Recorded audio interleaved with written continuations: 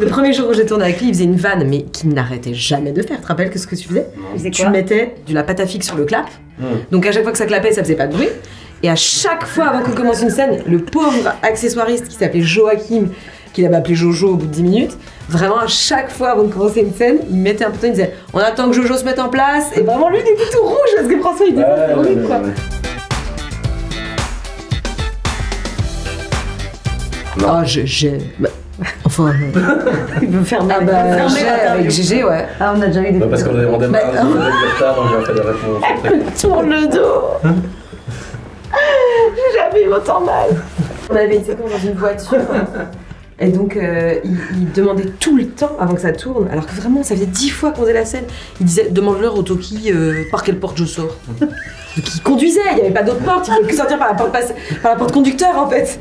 Donc François sortira par la porte conducteur, terminé. Allez, action! Ouais, c'est hilarant ça. Redemande-leur bien, je sors encore par là. Ils en pouvaient, tu sais, ils commençaient à être énervés. Oui, François, tu sors par la porte conducteur. Et demande-leur quand toi tu sors. Et ils nous prennent en otage parce que si on le faisait pas, ils voulaient pas commencer la scène. Ah, c'est exceptionnel. Bon, moi, ça, par exemple, ça me tue de rire.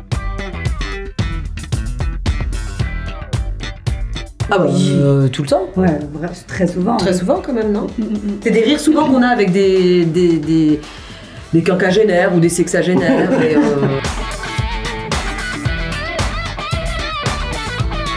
moi j'ai cru que j'allais avoir un fou rire à l'enterrement de ma grand-mère. Oui, Ouais. bah, ouais. Parce qu'en plus, souvent dans ces situations-là, il y a quelqu'un qui va trébucher à un moment, il y a quelqu'un qui va jeter une rose, mais la rose, je sais pas tout d'un coup. Il y a une petite dame de l'église qui parle super mal ou qui crie un petit peu trop fort. Ouais, Ouais. il y a toujours quelque chose de la comédie de la vie qui rattrape un peu. Ouais, la comédie de la vie. Waouh.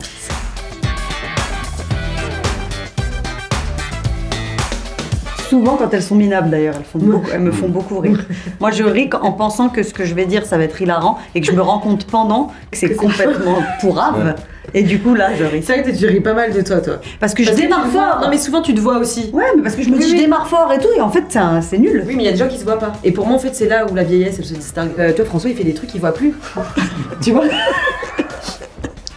J'ai fait les interviews. Et bonne journée. Par exemple, il faisait un truc quand on tournait ensemble, il me disait on va parler et continue de marcher. Donc on marchait, on était sur le plateau en extérieur, on marchait et puis c'était une pause entre deux séquences. Donc naturellement les gens vont à la table régie, il y en a d'autres qui s'installent et puis il y avait le perchman qui tenait sa perche comme ça, qui était assis sur un banc, au bout d'un banc. Il attendait comme ça et donc on parle, il me dit suis-moi, je le suis et puis il s'est complètement assis sur lui en continuant de parler. Il est arrivé, il s'est assis comme ça et donc je te disais, et donc il était avec sa perche comme ça sans oser bouger. Et il faisait ça toute la journée. Donc c'est vraiment gênant en fait. Ah ouais. Tu joues super mal à deux et tu vois comment le réalisateur va venir t'expliquer que c'est pas bien ce que tu fais. Tu te rends compte? C'est même les enfants qui n'osent pas faire une vieille vanne. C'est horrible, ça fait trop peur.